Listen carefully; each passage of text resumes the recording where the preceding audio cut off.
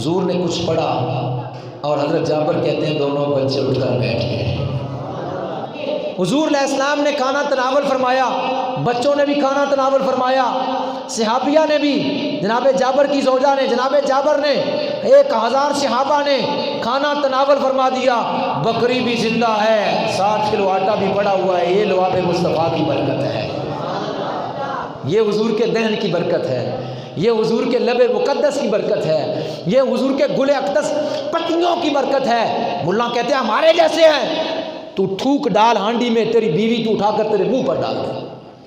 تو تھوک آٹے میں ملا، تو تھوک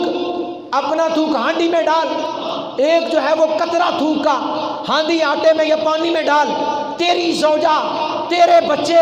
تیری بچیاں اس ہانڈی کو اٹھا کر تیرے سر پر مار دیں گی، کبھی نہ کھائیں گی۔ وہ مصطفیٰ کی ذات تھی جن کے جو ہے وہ فضلات بھی صحابہ اکرام کھا جایا کرتے تھے، اور جن کے خون مبارک کو پی جایا کرتے تھے، اور جن کے لعاب دان کو جو ہے وہ پی جایا کرتے تھے، کیونکہ اللہ نے ان کے خون میں، ان کے فضلات میں، ان کے لعاب میں یہ تاثیر رکھی ہوئی تھی کہ کائنات کے کسی انسان کے اندر وہ تاثیر نہ تھی۔ اس لیے تو کہتا ہے نبی جیسا ہے، تو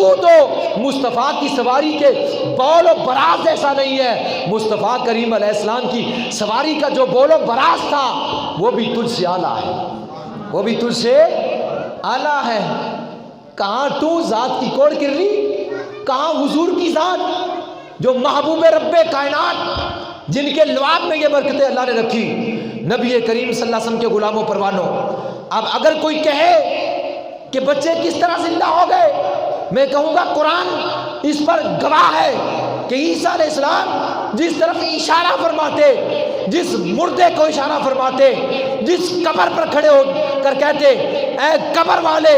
زندہ ہو جا، تو قبر کے اندر پڑا ہوا مردہ ہزاروں سال پہلے کا وہ بھی اٹھ کر باہر نکل آیا کرتا تھا۔ وہ عیسیٰ علیہ السلام حضور کے مقتدی ہیں، جن کے مقتدی کے جو ہے وہ کلام میں اللہ نے یہ تاثیر رکھی ہے۔ اس نبی کے آقا کی زبان میں کیا تاثیر رکھی ہوگی؟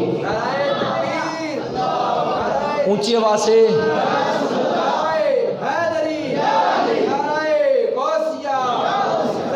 یہاں ایک دلیل دوں۔ حضرت انس رضی اللہ عنہ فرماتے ہیں، دلائل النبوہ میں امام بیہقی نے اس بات کو نقل کیا، امام ابی نعیم اصفہانی نے دلائل النبوہ میں اس بات کو نقل کیا، متعدد اور بھی کتابوں کے اندر یہ حدیث موجود ہے۔ امام حماد الدین ابن کثیر دمشقی نے البدایہ والنہایہ میں اس حدیث کو لکھا۔ ایک عورت مدینے میں رہتی تھی، اس کا ایک ہی لڑکا تھا، اس نے مکے سے ہجرت فرما کر مدینے میں آئی، اس کا بچہ وہ وفات پا گیا، اس کا وصال ہو گیا۔ حضور تاجدار مدینہ صلی اللہ علیہ وسلم نے صحابہ کو فرمایا اس بچے کے لیے غسل اور کفن کا اہتمام فرماؤ، اور وہ جوان بچہ تھا۔ یہ دلیل دے رہا ہوں کہ حضور کے غلاموں کے اندر اللہ نے یہ تاثیر رکھی ہے، وہ اگر اشارہ کریں تو مردے زندہ ہو جاتے ہیں۔ آقا کی طاقت کا عالم کیا ہوگا۔ میرے آقا صلی اللہ علیہ وسلم فرمایا اس کے کفن دفن کا بندوبست کرو، اور جب اس کو جو ہے وہ غسل دیا گیا، کفنایا گیا، فرمایا اس کی بوڑھی ماں کو بلاؤ، اس کی بوڑھی ماں کو بلاؤ اور اس کو بتاؤ کہ تیرا جوان بچہ وصال کر، ایک ہی بچہ، شور نہیں اور بیٹے بیٹیاں نہیں، ایک ہی جوان بچہ، عورت بوڑھیا۔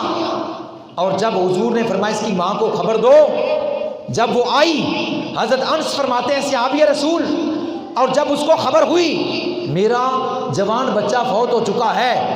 تو وہ آ کر اپنے بچے کی چارپائی کے پاس قدموں کی طرح بیٹھ گئی، ماں بیٹے کے قدموں کے پاس بیٹھ گئی، اور اس نے ہاتھ اٹھائے اور یوں کہا اے اللہ میں خاص تیرے لیے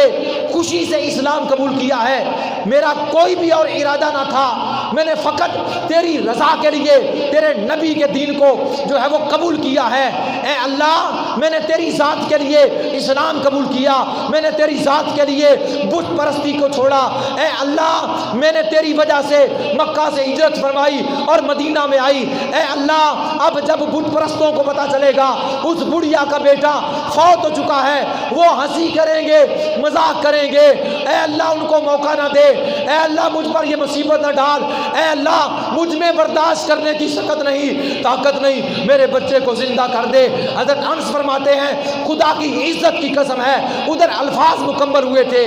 بچے کا پاؤں ہلا، جب ہم نے اس کے منہ سے پردہ ہٹایا، کفن ہٹایا، دیکھا آنکھیں کھلی تھی اور زندہ تھا۔